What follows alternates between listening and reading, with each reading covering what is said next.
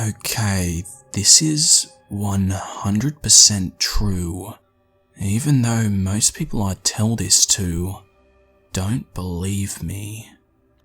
When I was really little, my parents would let me stay up late on weekends and watch TV until I fell asleep. I really loved these times and I would stay up later than anybody else just because I could.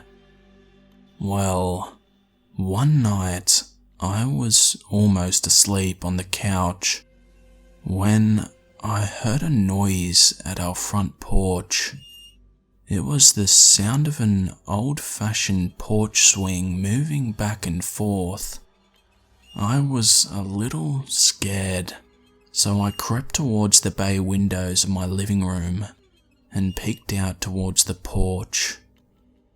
Sitting on my front porch swing was an older woman, probably in her 50s, wearing nothing but a nightgown, covered in blood, and holding a huge kitchen knife.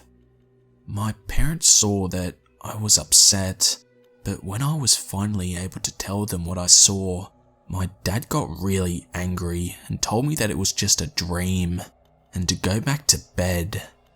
I refused and kept crying and screaming until he had had enough and snatched my arm and dragged me towards the front door to prove that there was nothing there. I kicked and screamed all the way trying to make him stop, but he kept pulling me. Finally, we got to the door.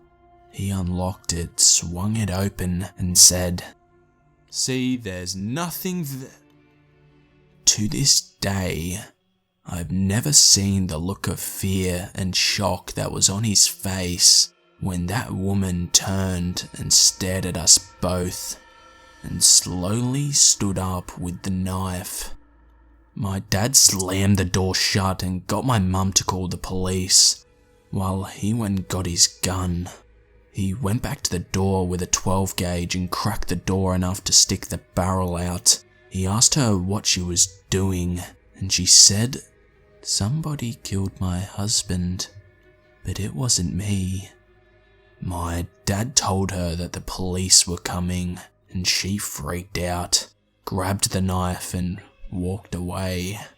The police found her 15 minutes later, trying to break into one of my neighbours' houses. I never slept in the living room again.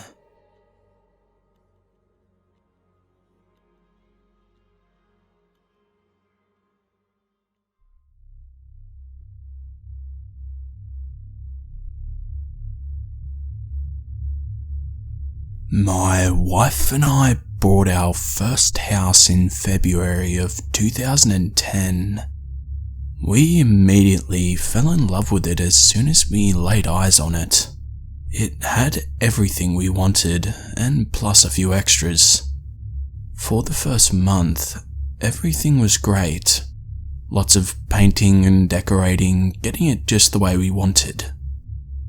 Then, weird things started to randomly happen.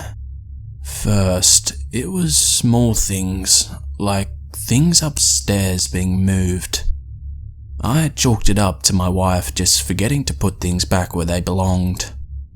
The house also started to creak, pretty loud.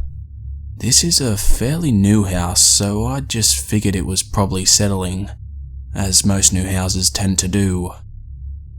One day, the wife and I were preparing dinner in the kitchen.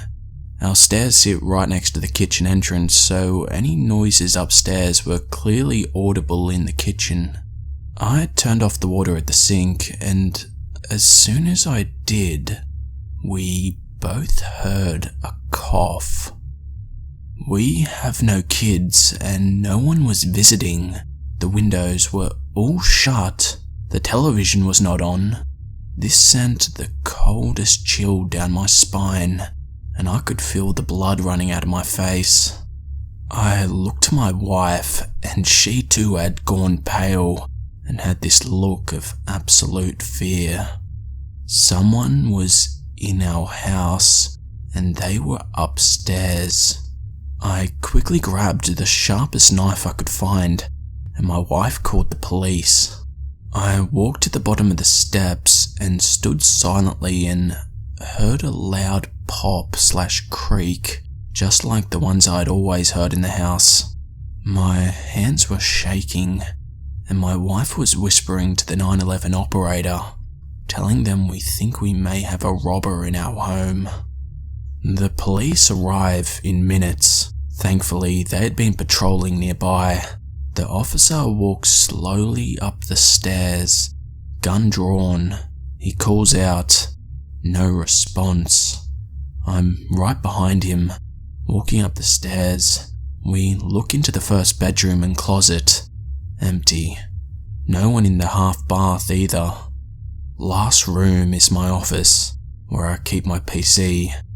No one in that room or the closet. I felt the tension ease away and felt like a complete tool making this officer search our house, only to find nothing. We turned to walk out of the room, and right above us, creak. I just about shat bricks. In my office closet, there is an attic access.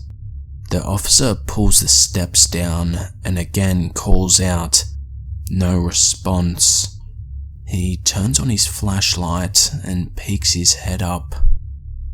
He finds a man in his 40s kneeling there in the attic, looking dead at him. Gun drawn, he tells the man to come out and put his hands behind his head. They arrest the man. He didn't say a word the whole time and would not look anyone in the eye. He was scruffy looking and had dirty clothes on. Me and my wife were freaking out. I don't think either of us have fully gotten over it.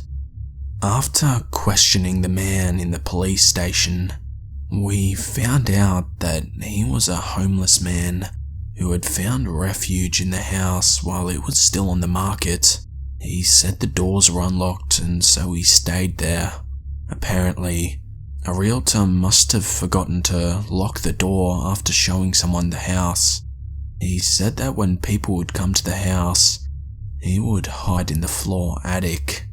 We bought the house, and this guy was living in it for a whole month without us even knowing. He had apparently gone off his medication shortly before going homeless and taking refuge in our home.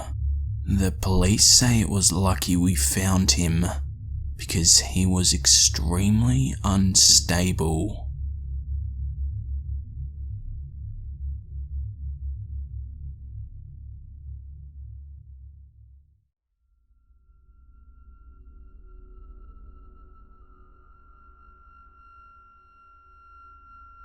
My mom was born in the late 1950s in Detroit, so keep in mind, she kind of came from a safer time where it was more socially acceptable to play in the streets at night, talk to strangers and not have a worry. Anyways, winters in Michigan are rough. There's snow and sleet everywhere, and you really couldn't go anywhere without a bundle of clothes on. She was coming out of a local grocery, and this little old lady came up to her with a face almost completely covered. The woman explained that she needed a ride to her house. My mom was reluctant at first, and questioned why she didn't have family or money for a phone call to pick her up. Odd, but she told me she used to pick up hitchhikers a lot, so she figured this frail old lady shouldn't be out in the cold by herself. My mom started putting groceries in the trunk and said that it was okay to get in the car. The woman got in the back seat. My mom just figured that she was probably more comfortable in the back, so she didn't question it. She puts the car in drive, and they go on their merry way. The woman explains that her house is just a few blocks away. When my mom began to wonder how much farther it was going to be, the woman just said softly, "Just another block or two." This is where shit hits the fan. my mom comes up to a red light at a busy intercity intersection. At this point, she gets a weird feeling, but nothing too alarming. As my mom is looking around from behind the wheel, she looks in the rearview mirror, throws her car in park, and shoves the door open. This wasn't a little old lady in the back seat. It was clear as day. A man tried luring her to his house, or God knows where. She's right in the middle of the intersection. She gets out of the car and opens the back seat door. She, in her words, told the man, "Get the fuck out of my car right now." He got up, looked at her, and walked away into the street. My mom never picked up anyone else, ever again.